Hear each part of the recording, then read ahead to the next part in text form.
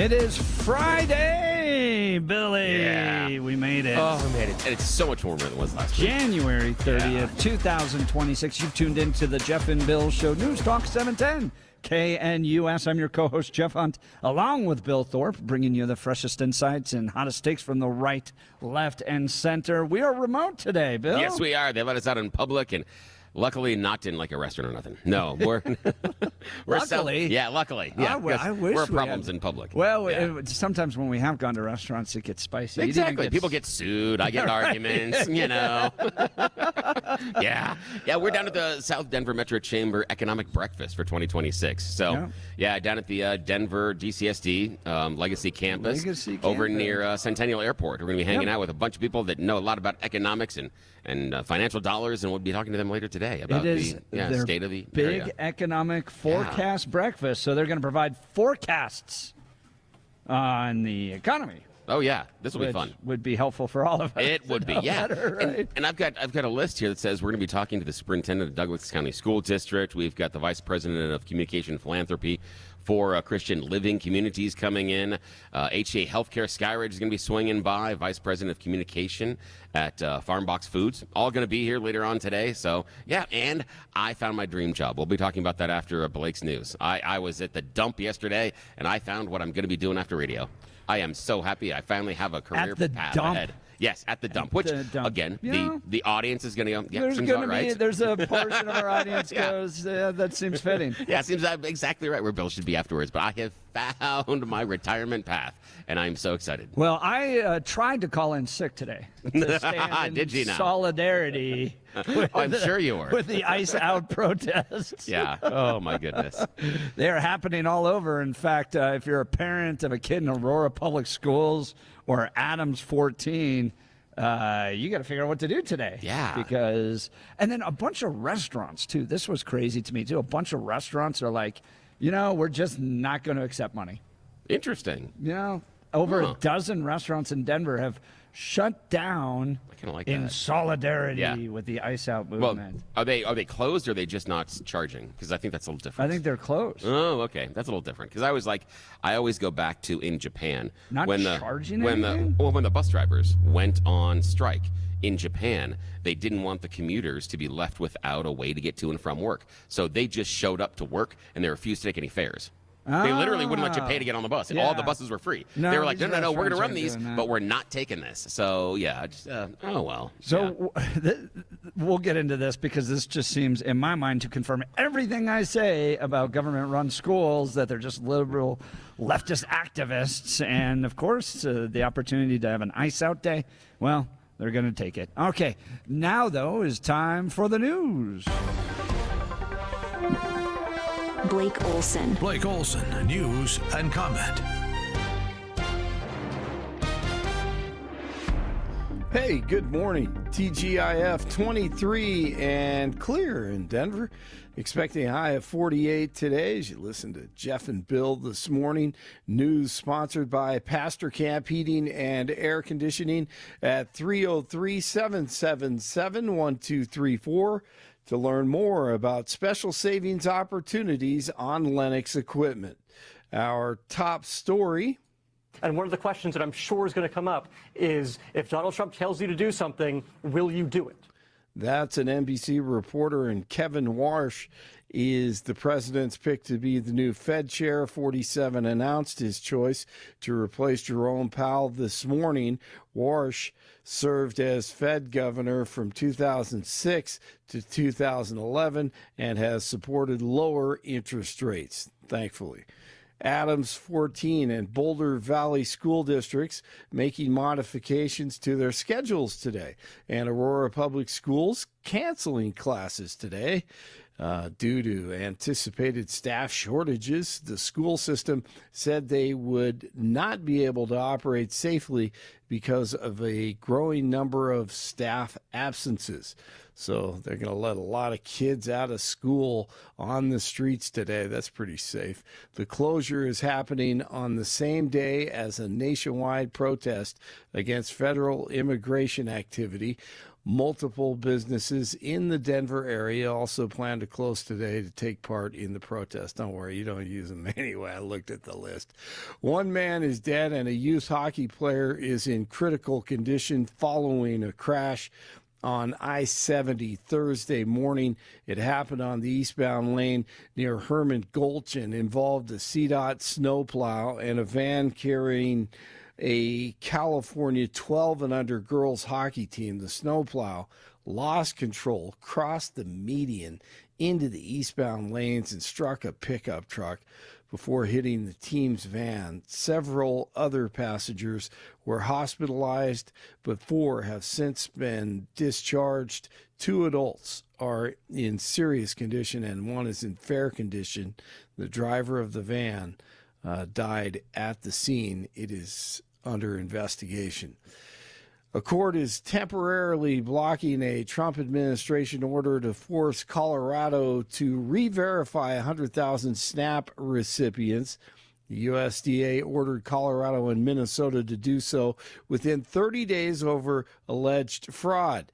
Colorado AG Phil Weiser calls the order political retaliation against blue states, noting Colorado already exceeds federal recertification requirements and was not given warning to comply. Sinclair Oil facing a state deadline to explain how diesel fuel was mistakenly pumped into gas tanks at dozens of Colorado retailers. The Colorado Division of Oil and Public Safety says the company needs to respond to questions about the origin of the problem today. DJT is declaring a national emergency over Cuba. 47 signed an executive order on Thursday stating the policies, practices, and actions of Cuba constitute, quote, an unusual and extraordinary threat, end of quote, to the U.S. and to our national security. The order also creates a new mechanism to impose tariffs on any nation that supplies oil to Cuba. Nuggets cut down the Nets last night, 107-103. Jamal Murray, 27 points. Avs fall to the Canadiens, 7-3. Second straight loss.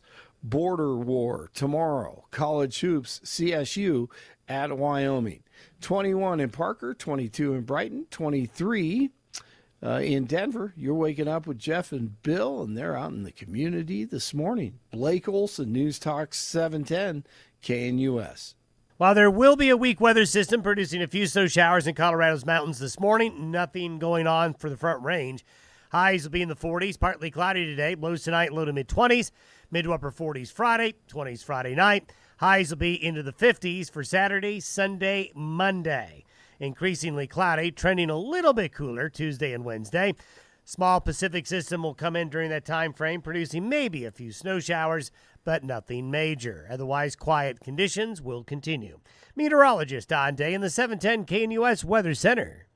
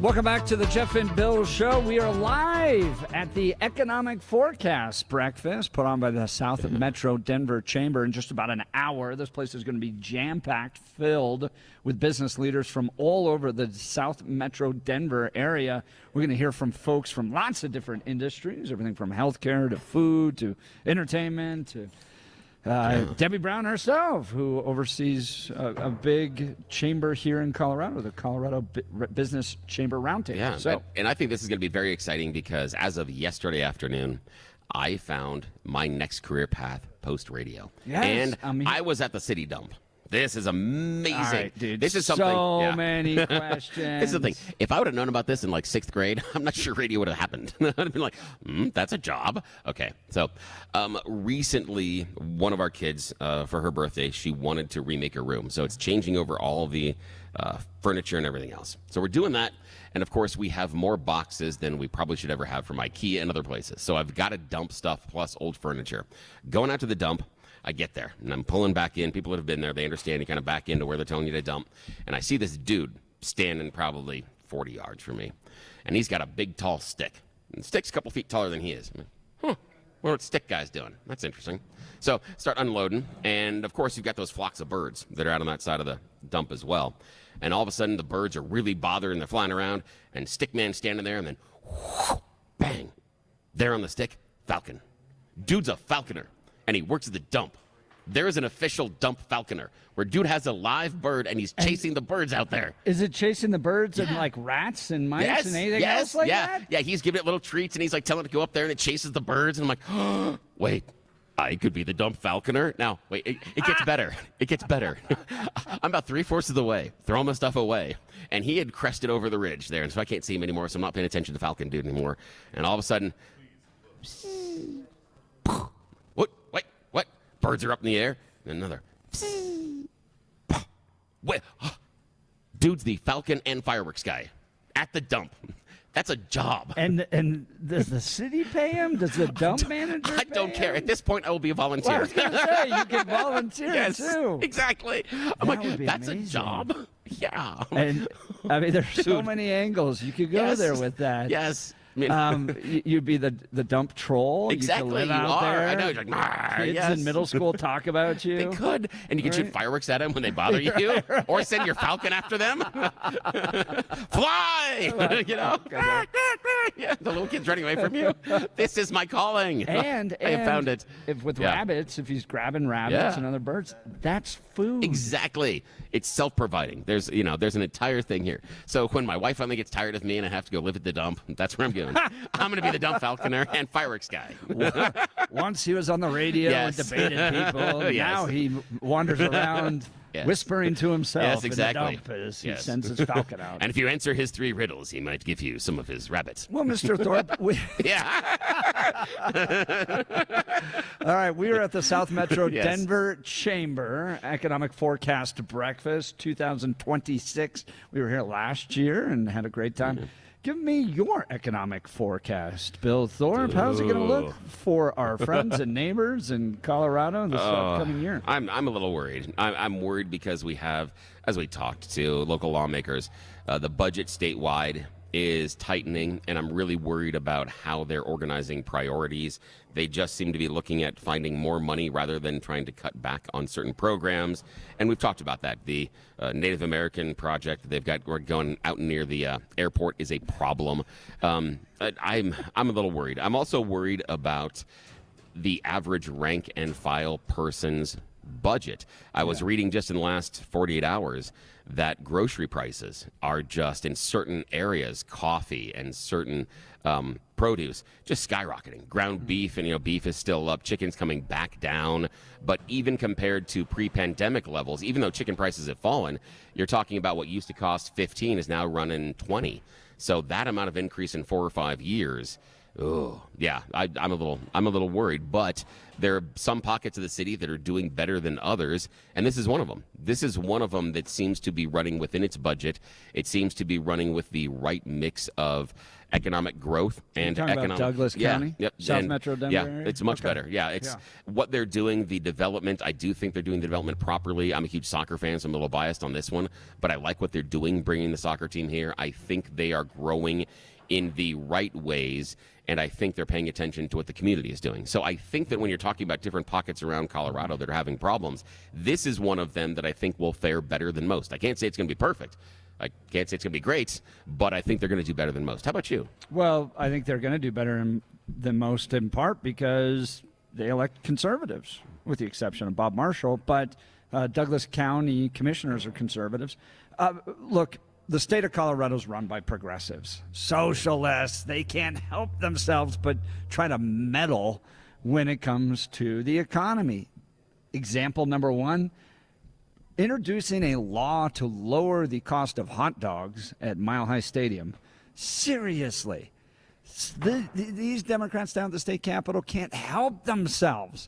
They sit there and they scheme and they meddle and they figure price fixing. If we could only price fix, then everything will work out, even though that has failed in the 16th century, 17th century, 18th century, 19th century. No matter where it happens, no matter what culture it takes place in, when you price fix, it never actually lowers the cost. It ends up lowering the quality and things get worse. So in a state where you have Democrat dominance down at the Colorado State Capitol, you're going to end up with meddling. I just wish we could turn free and unleash the power of entrepreneurs in the state, of builders, of developers, of opportunity to build. And unfortunately, it just gets tougher and tougher in the state. But we'll have to see.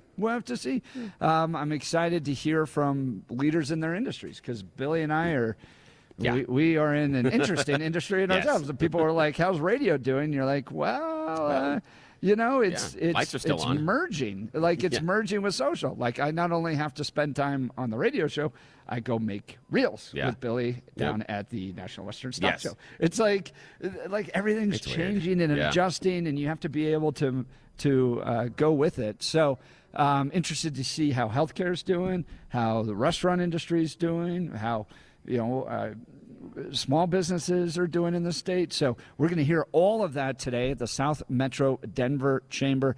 I just wish we could let business people focus on growing businesses and not having to jump through 500 plus new laws that are going to be passed by a bunch of socialists down at the state capitol. Okay. Feel free to join the conversation. How's your business doing in Colorado? I'd love to hear from you. Give us a call, 303-696-1971. Text us on the Dan Capitalist Law text line at 720-819-5115, 720-819-5115. I want to get into this after the commercial break, Billy. Aurora Public Schools, Adams 14 to close Friday today due to staff absences on day of ice out protests. So if you're a parent and you were getting ready to send your kid off to school, now you got to get babysitters, you got to figure out the whole thing. And if we're relying on schools to feed all of our kids, how are they going to eat today? Is this teachers standing up for justice and sending an important message, or just being leftist activists, selfish, and ruining everybody else's day? Would love to hear from you. We'll dive into all of this and more. You're listening to The Jeff and Bill Show. This is Denver's talk leader, News Talk 710, KNUS.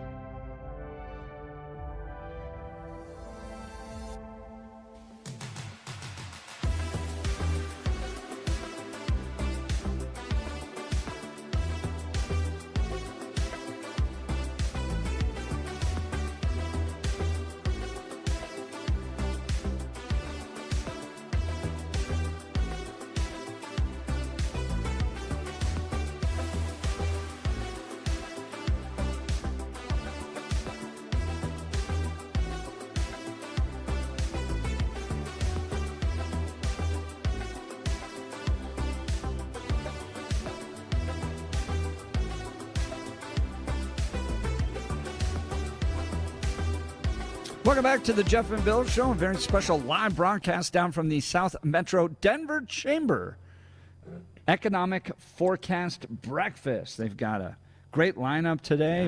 This place is just 30 minutes, an hour away from being totally filled with business leaders from the South Metro area. And we're going to be talking with folks from lots of different industries and want to hear from you as well. How's your business doing in Colorado? What's your forecast for 2026? Are things looking up? Are you excited about the direction of the country? Some people are. Others taking the day to go protest. Yeah, some are. Yeah, we've got a whole bunch of people taking the day off. Aurora Public Schools, Adams 14. Yep. They're expecting some kids out at Denver Public Schools. There are going to be some kids, I think, leaving Cherry Creek. But it looks like APS and Adams are the only ones that are officially canceling school. Aurora actually is transitioning. They had a planned day off, kind of in teacher service thing, February 6th. So that was a pre-planned day of no classes, and they're moving that up a week or two. Yeah, this week. So I'd sit here on this show all the time Yeah. and go, government-run education is just full of progressive activists, and they're sitting there indoctrinating your kids, and then the day to have a protest, they all leave and go to the protest. Is this just confirm what I say with regards to government-run education? Well, the thing is it that, or are they reflecting? And again, we don't. I hesitate to say they're all these wonderful, great liberal activists, or however you want to. Yeah, I mean, again, but the idea is because that's you kind of you. What I'm looking at is. The way that you describe them, and rather than them being this branch of liberal activism, I'm wondering how many of them also reflect the community they are in and the schools they are in and the classes they're in. And if their kids, and we've talked about it before, that the upcoming generation is the most tolerant and accepting generation that we have seen, that it would reflect, some of those teachers might reflect what they're seeing from the kids in class, that the kids are more concerned than maybe the adults are. And so maybe that's part of it as well. Why not talk about this? If this is a moment of national dialogue, which I don't think it is, I think there's like 5% of the population that is an ICE out type of activist. All right, then we'll talk about it in the classrooms, which, again, confirms to me that they're just liberal activists. But to take the whole day off, to force parents to have to reschedule their day, now find babysitters, it's going to cost them money. They might not be able to go to work and make money themselves as a result of it, or all these businesses closing in order to try to send a message that, I guess, we have open borders and should embrace open borders, or whatever message they're trying to send today.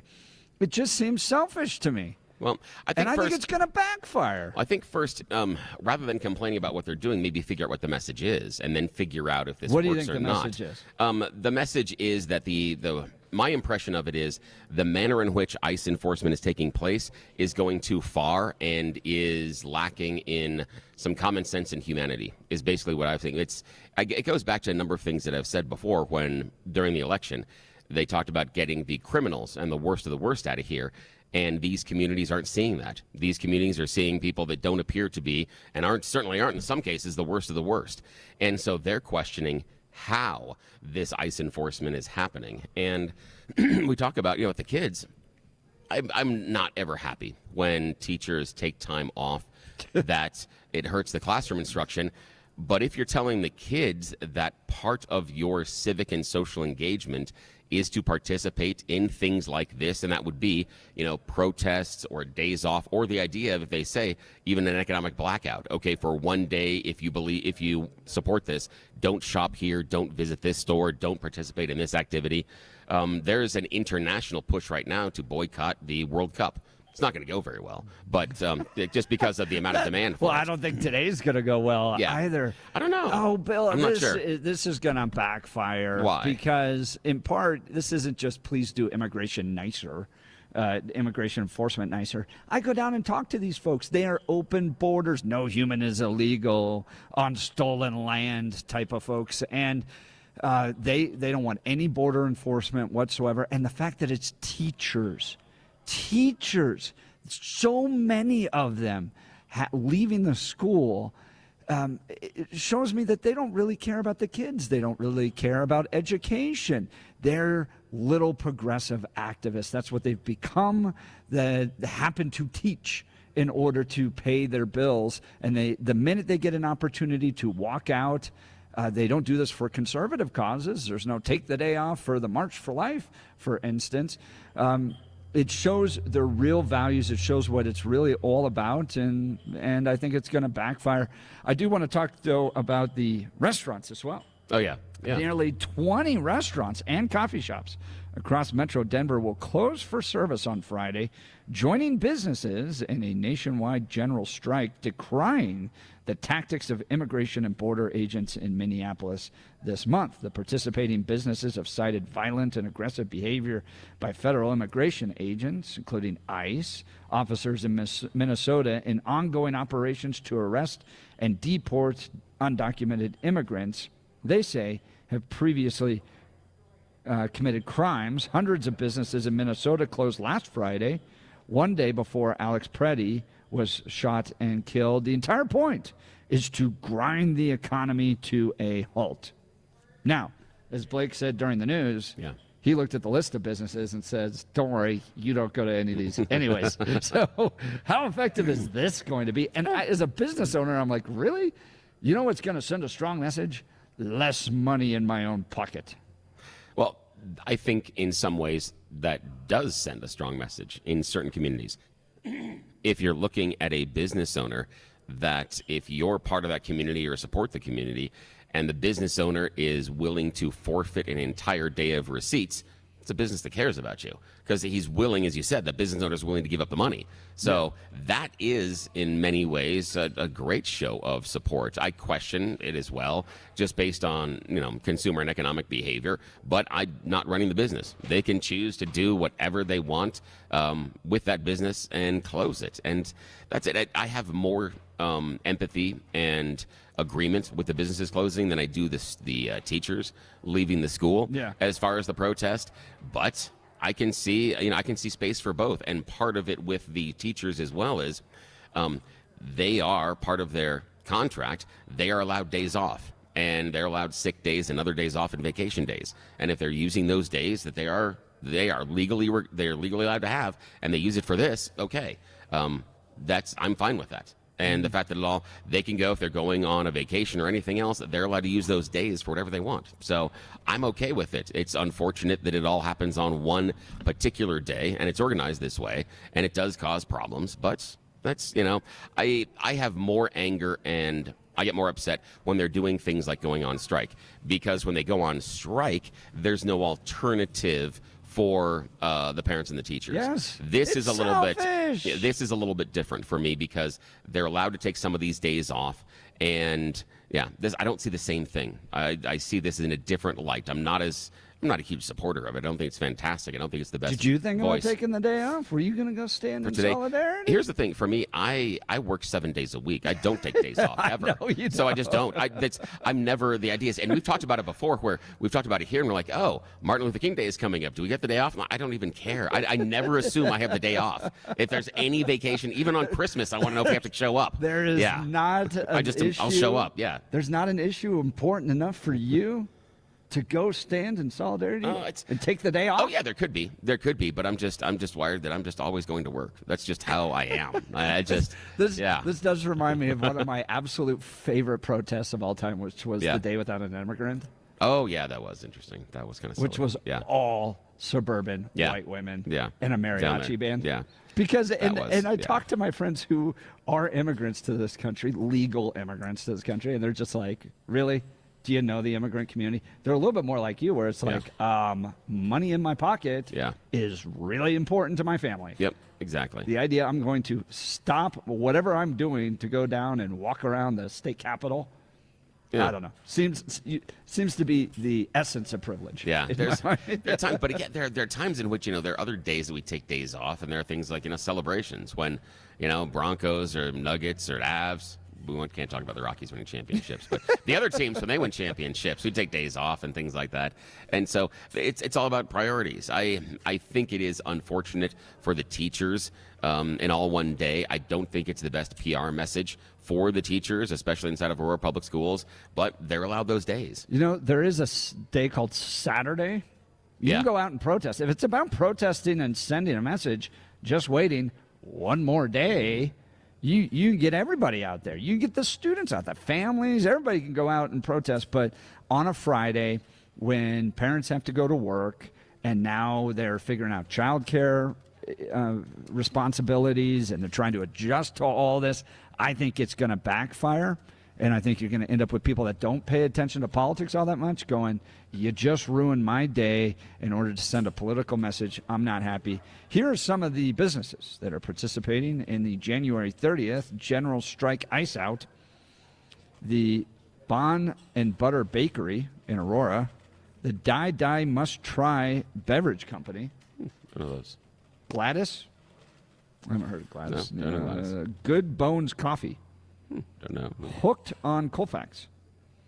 Jade Cafe, the January coffee shop in Boulder, the Middle State Coffee Shop, the Mukja Food Truck, the Quincy Coffee House, Ruby's Market, and the Trash Hawk Tavern.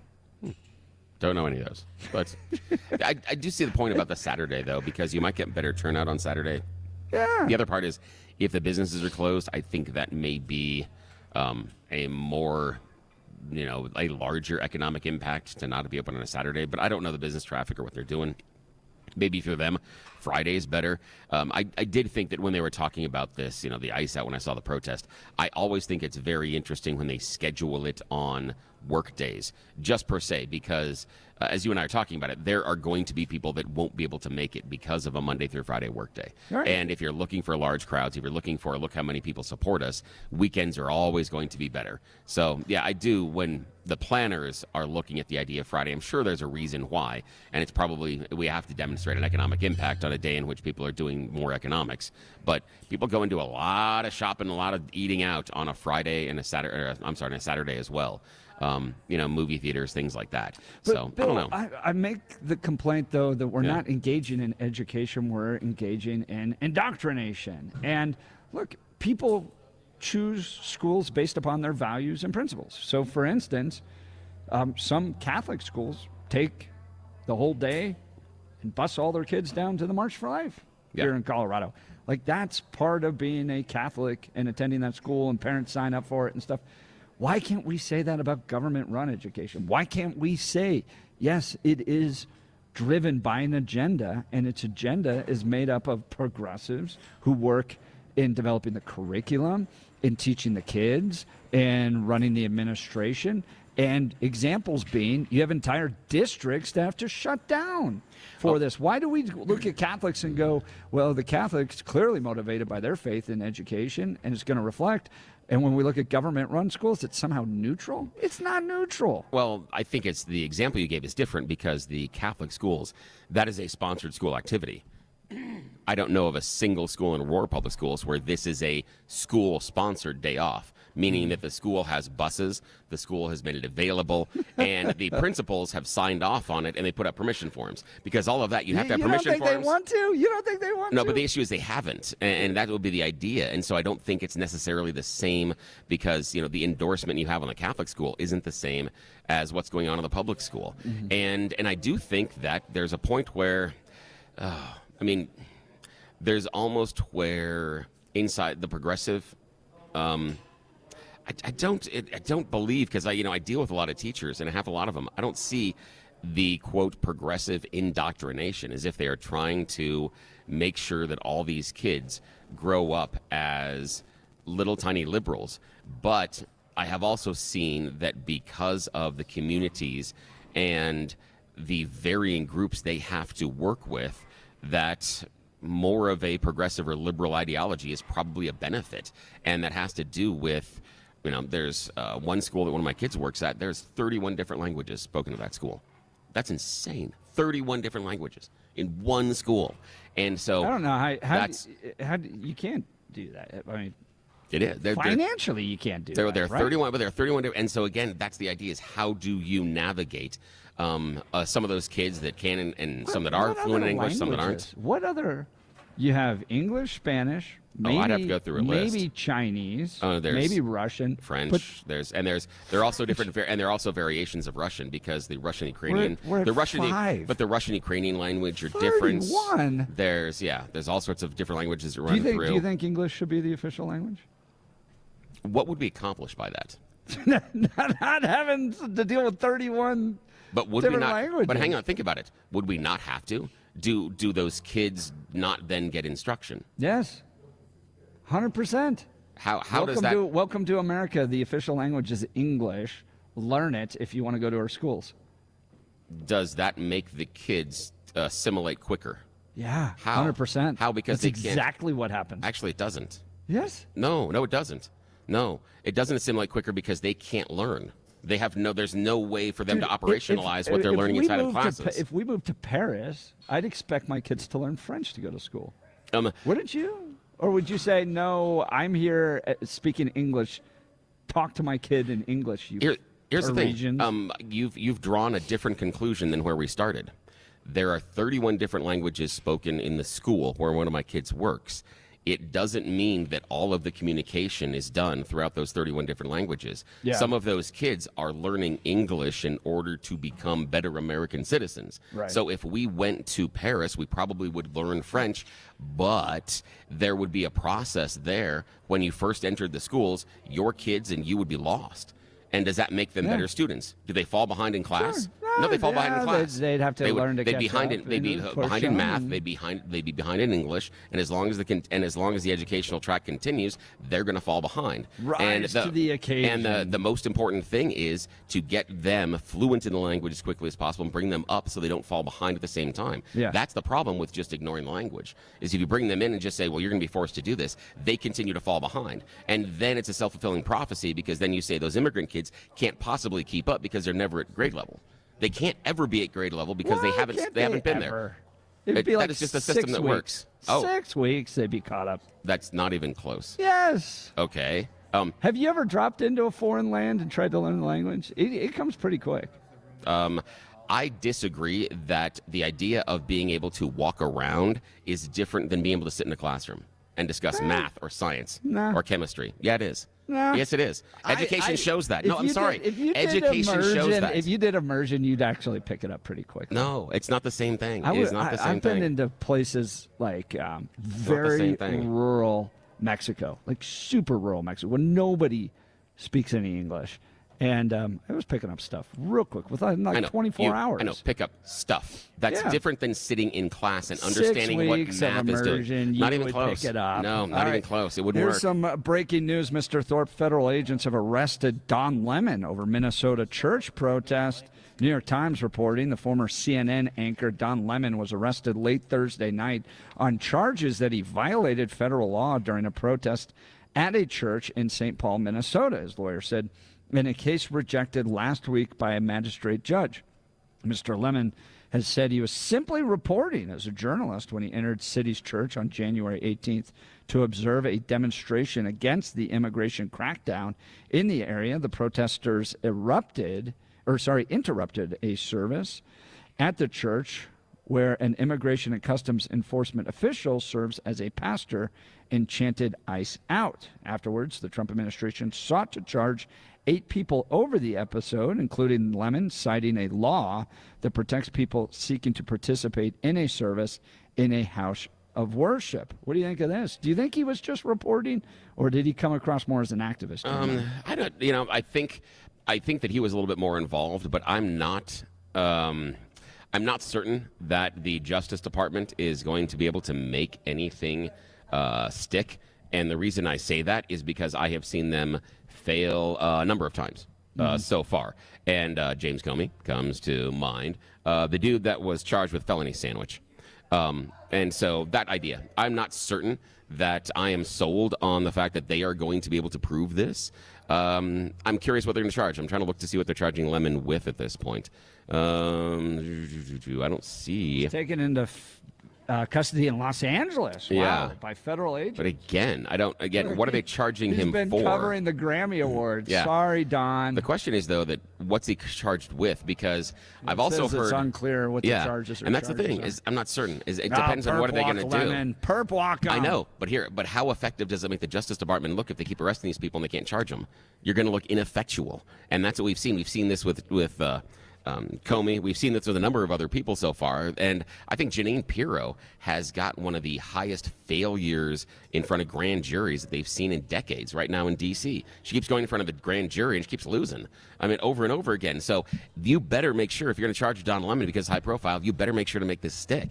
And I'm curious about what they're going to charge him with. The thing that he may get around is my understanding of the timeline. I had a misunderstanding earlier on. I thought it was they were outside and they walked into the church protesting. The timeline I'm hearing is they went into the church, they were sitting quietly, and then when the pastor started talking about ICE and immigration, they stood up and started chanting. Now, it was planned for them to start chanting and interrupt the service when he started speaking about it if he went that direction. But that is different than entering the sanctuary and trying to disrupt the service that way. No, and it changes things a little bit. And it also, the thing is, it'll change Don Lemon's, because Lemon at that point is sitting there, and then when it happens, he then has, in some ways, a cover of journalism. If he stands there with the activists outside and walks in with them and participates in what they're doing, that's a little different. So if he's sitting there watching what's happening during when the protest starts, there may be enough there for him to avoid any sort of charges. So that's what I'm curious what they're going to charge him for. In the indictments I've seen that they were blocking parents from getting access to their kids, that they were harassing, that this was not just we're going to stand up in the middle and once the service was ourselves. Once the service was disrupted, it was a mess. It was much more aggressive, and all they have to do is prove that Don Lemon knew about this ahead of time, because of the way he asked those questions. He was not simply getting a reflection from the pastor; he was berating the pastor, and so why does he knowing about the protest beforehand change anything? Why does it make it criminal? Because he was conspiring. Does it? Yeah. I disagree. Yeah. Conspiring with someone is not the same thing as knowing about it beforehand. Oh, he was. Conspiracy. I think he was totally in on this and was a part of it. Again, the DOJ and that's the thing, is DOJ is going to have to prove that now. And so, if true, there we go. But can they prove that? And that's what they're going to have to do. And that's why I say it's I'm once pretty it's inside happy there. watching Don Lemon just get perp walk. All right, we've got Let's see what happens. more to talk about and lots to cover. We are down at the South Metro Denver Chamber Economic Forecast Breakfast. We're going to be joined by business leaders from across multiple industries, including healthcare, small businesses, restaurants, even soccer. Women's soccer. Yeah, they're going to be here. Is going to be the keynote speaker, the CEO of the new women's soccer program. So, not going to want to miss today's show. All the debate, plus the latest on what's going to be happening to the economy in Colorado. You are listening to The Jeff and Bill Show. This is Denver's talk leader, News Talk 710, KNUS.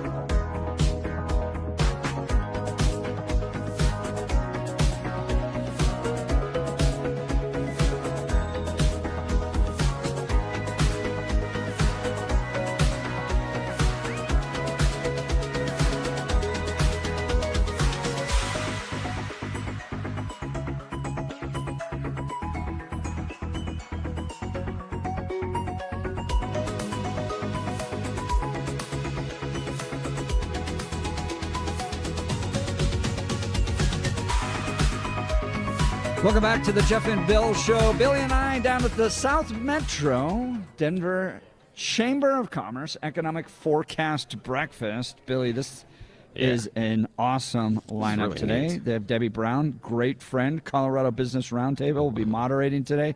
But Rob Cohen, the National Women's Soccer League Yeah, that's going to be CEO, cool. will be joining us. Plus, Henry Sobanant, Colorado State University, CFO of CSU. So, Yeah, it's going to be plus cool. lots of lots folks of that will be businessmen. joining us to give us insight on their industries. But, Bill, before everything kicks off Yes. here, let's do a little You Choose the News. Yes, it's that time of the morning where you get to play everybody's favorite fake radio news game show, but it's Friday. That means it's the loser edition. Man, you are one pathetic loser. Let's go. Loser! You're a loser! The Losers Club. Bunch of losers. You're such a loser. You made me feel like a loser! She's a loser. You are such a loser. Loser. Yes, you know how this works. Every Friday, we bring back these stories that both Jeff and Blake passed over, feeling they weren't worthy of our attention. They get a second shot at glory. These are stories I found on the interwebs earlier this week. I gave them really, really dumb headlines so we can play this fake radio news game show. Here we go, gentlemen. Returning headlines. Headline number 1, changes caused by stress. Headline number 2, making it official. Headline number 3, better to ask forgiveness. And headline number 4, deuces. Jeff, your choice. Let's make it official, Mr. Thorpe. Yes, let's make this official. There's a brand new bar in Japan where you can sit down and ask for career advice and even drink for free. Yeah, the new concept called the Teshinoku Sodan Bar opened up and offering something entirely different. It's known as the Job-Changing Consultation Bar. It's like a usual bar, except you can have a drink to unwind after work, but also you can get free consultations and drinks for free from employees seeking advice. So here's the deal. Now, it's a unique setting. You casually talk about your professional anxieties. Now, bartenders have offered career consultation, relationship advice, and therapy for years, but they're actually having people that are hiring managers and other employees in industries hang out in the bar. No reason to wear a suit, bring your resume. You just can, see someone there and go have a conversation in a private room and talk to them about some questions you have about your job. And if you're doing it, drinks are free. Wow. Yeah, That's kind of cool. not a bad deal. Especially Yeah. after a hard day's work. Exactly. That is a great idea. Like, Have a you will little not whiskey believe. Yeah, and I think it'd be some great. job advice. Yep, exactly. All right. Now, Blake is in the news department. Your choice, sir. Changes caused by stress. Better to ask forgiveness or deuces? Let's go. Yes, say it. deuces. Say it. Yeah, deuces. All right.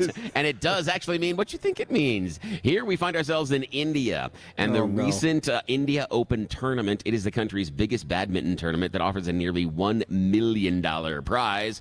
But it's getting embroiled in one, or should I say, two controversies after another. See, the problem is the badminton tournament happens in an indoor complex, but you guys have been to those big box stores where they have the birds on the inside. There are birds that are living inside this facility, and they're dropping something on the ground during the matches. And that actually interferes with the game. So several matches during the tournament had to be stopped because of bird poop. Yes. Oh, I thought numerous you were going to times. say bird seed. No, it was bird poop. Yeah, tournament officials actually have to come out onto the court and wipe it down, and then play has to resume. It takes 3 or 4 minutes because it can be very slick after cleaning it up, and that can cause injuries. So, yes, there have been delays at the India Open badminton tournament because of bird poop. How'd you end your badminton career? Hey, the shuttlecock hit the Guano. white line. No, that was bird poop. Yeah, can't believe it. I was about to win, blew out my knee, stepped on bird poop. That's it. Alrighty, final choice this morning, Mr. Hunt. Changes caused by stress or better to ask forgiveness? Better to ask for forgiveness. Of You course. might have seen this one. It's always better to ask for forgiveness than permission. Just ask Sydney Sweeney, who recently snuck up the Hollywood sign in the dead of night and covered it in bras. Yeah, she didn't ask permission. Evidently, if she asked him, hey, can I put my bras all over the sign? You're allowed to do that. Just take note next time you're in Hollywood. Just in case, little activity with the kids or the family. Come on, Grandma. I've got an activity for us. Let's go see the Hollywood sign. And, well, what's that bag? No, Grandma, don't look inside. Now, Sweeney posted a video of the ordeal on her Instagram Monday night. And the footage, she and a small team packed a van full of, you know what we're talking about. And they head up to the Hollywood Hills. Once at the sign, they throw those bras all over it. Well, since she published her illegal activities, they have questions. Hollywood Chamber is like, yeah, no, we own the IP rights to that landmark. You got to ask permission and give us money. You can't just go up there and throw stuff on it. So still better than the Elitch Gardens gum tree. Yes. That? Oh my God. Yes. So much better. So much better. Here's the other thing we all should remember. Right. Remember, kids, do not film your illegal activities and then publish them. That's called evidence. We all learned something this morning on the Jeff and Bill Show. Now, we got just a couple minutes here. Our last story we didn't get to, changes caused by stress in Kuala Lumpur. One government official thinks that work-related stress could turn you gay. No. Yeah, citing a study in 2017. He's responding to a written parliamentary reply. They were wondering about what is contributing to the factors of the growing LGBTQ groups in Malaysia. They don't have a lot. They've had about 135 total, so it's not like there's a bunch of them, but they were wondering what it was, and dude found a study that says maybe it's work stress. So, Jeff, you got to calm down a little bit, or I'm a little worried about you. Alrighty, that's the end of You Choose the News. Enough frivolity. Let's get back to the real stuff. All back to you, right, Jeff. we've got a great show. If you are interested in the future of the economy in Colorado, you got to stick around and listen to this. We're going to have folks from lots of different industries joining us as we are broadcasting live from the South Metro Denver Chamber Economic Forecast Breakfast 2026. We're here in Douglas County at the Legacy Campus. So if you're going to be coming by, swing by, say hi. We'd love to see you. But we're going to be bringing you some insights you're not going to want to miss. You listen to Jeff and Bill. 710